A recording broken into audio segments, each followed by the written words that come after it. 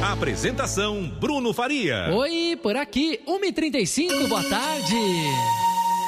E o nosso tema de hoje é sobre o sono. Pensando no momento de descansar, a apneia do sono. E esse é um problema que atinge a muitos brasileiros. Vamos conversar com o Dr. José Flávio Torezan. Como vai, doutor? Boa tarde. Boa tarde, Bruno. Como vão? É um prazer falar com o senhor. Obrigado por atender a equipe da Rádio Globo. Eu é que agradeço. Doutor, o que seria a apneia do sono?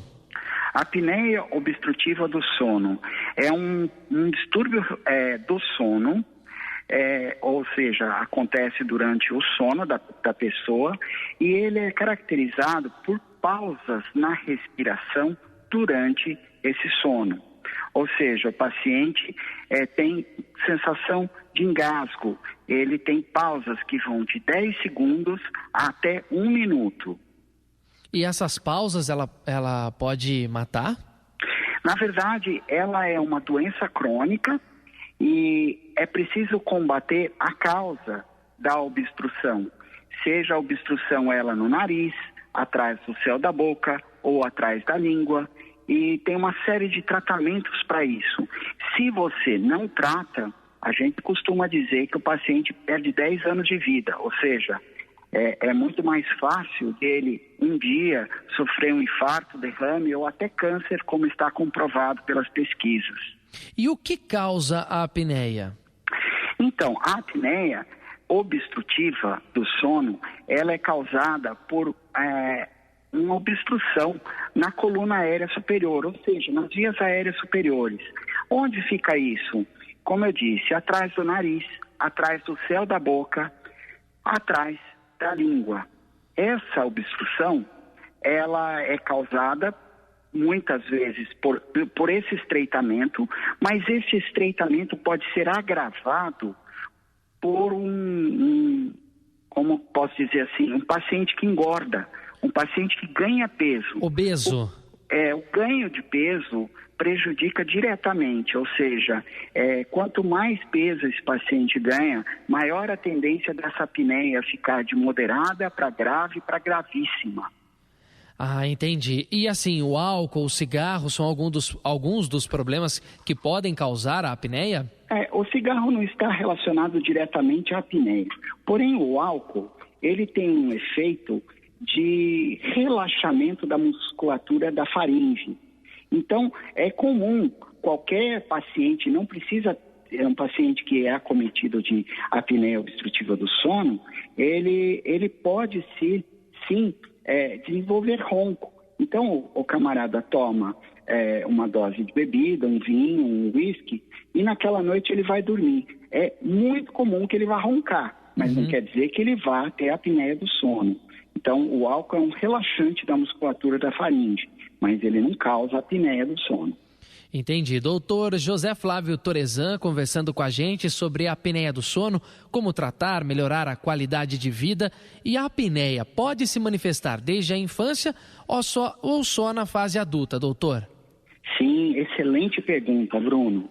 O que acontece é que a apneia do sono em crianças, ela é muito mais caracterizada por obstrução das vias aéreas pelas adenoides, né, e pelas amígdalas.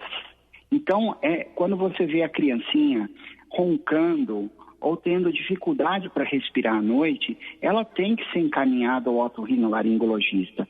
Pode ter tratamento clínico para diminuir as amígdalas e a adenoide, bem como eu particularmente sou adoro que essa criança faça o tratamento cirúrgico.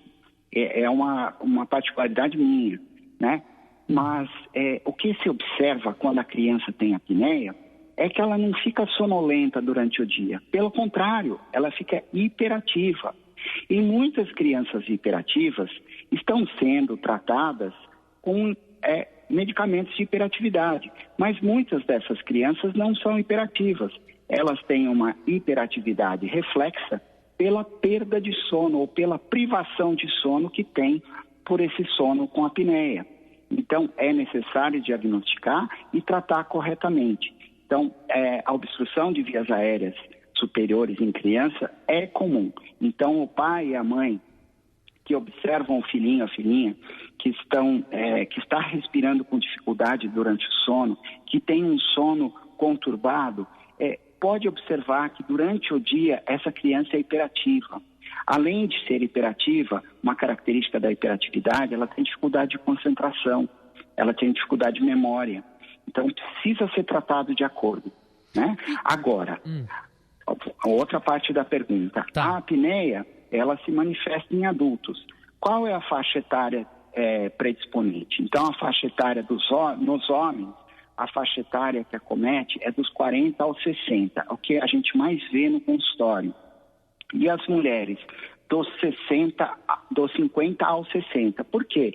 Nessa fase que a mulher está na menopausa, ocorrem alterações hormonais e muitos hormônios fazem com que receptores sensíveis da mucosa da faringe tenham um relaxamento dessa mucosa. E essa mucosa relaxada faz com que eu tenha obstrução durante o sono, que é a apneia obstrutiva.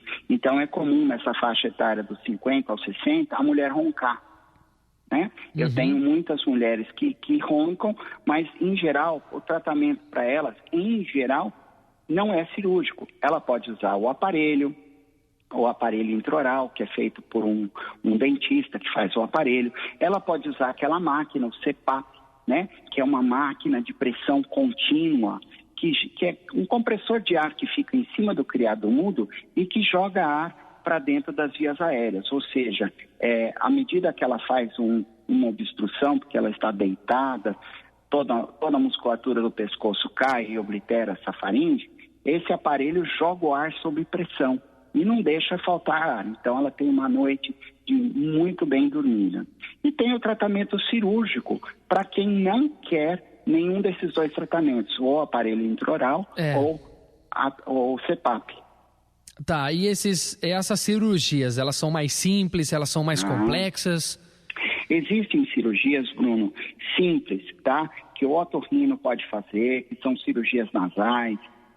Algumas cirurgias pequenas, hoje entrou um pouco em desuso aquela cirurgia do céu da boca, que você retira um pedaço do céu da boca. Antes se retirava bastante, hoje se retira um tecido que a gente chama de redundante ou um tecido a mais.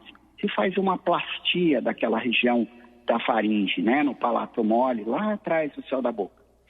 Existem cirurgias à base da língua, existem cirurgias na musculatura da faringe. Porém, essas cirurgias têm um pós-operatório que, vamos dizer, que é um pouquinho chato. Meus colegas otorrinos fazem com maestria essas cirurgias. E existe uma cirurgia que é realmente infalível, que é a melhor que tem, a mais estudada, que é o avanço do esqueleto da face. Que legal. Avanço do maxilar inferior e o avanço do maxilar inferior. É super, super, super efetiva. Bacana, nós conversamos então... Mas esse, Bruno, desculpe lhe interromper. À vontade, lógico. Essa é uma cirurgia super efetiva, porém, um pós-operatório bastante chato. Então, eu sempre costumo falar, de cada 20 pacientes que entram aqui, só 2 eu opero. Por quê? Porque o paciente desiste, ele não quer, eu tenho que contar a verdade para ele, como é o pós-operatório. E muitos pacientes vêm aqui no consultório obesos. Então, qual é a primeira coisa a fazer? Primeira coisa é emagrecer. Eu não consigo emagrecer porque a apneia aumenta o meu peso e o meu peso aumenta a apneia. Melhorar o condicionamento físico, né? Pois é, mas às vezes ele não consegue. Então, na nossa equipe tem um cirurgião bariátrico que a gente indica para ele. Ele faz uma pequena cirurgia bariátrica, não é aquela cirurgia enorme, grande. Aquela de redução. Mas é uma redução do estômago bem pequena. Simples. É chamada de gastrectomia vertical. Tá. E esse cirurgião cuida disso. O paciente perde 15, 20 quilos e ele já tem uma melhora absurda da apneia. Isso é muito bacana. Você ter a pluralidade de tratamentos e a interdisciplinaridade. Ou seja, cada equipe tem um jeito de olhar o paciente e indicar o melhor tratamento para ele. Perfeito. Conversamos com o Dr. José Flávio Torezan, cirurgião bucomaxilofacial. É assim que fala, doutor? Isso, exatamente. O nome perfeito, complicado. Um pouco complicado, né? Doutor, obrigado pela sua participação aqui na Rádio Globo. Eu é que agradeço muito, viu, Bruno? Estou sempre à disposição. Um abraço a todos os ouvintes.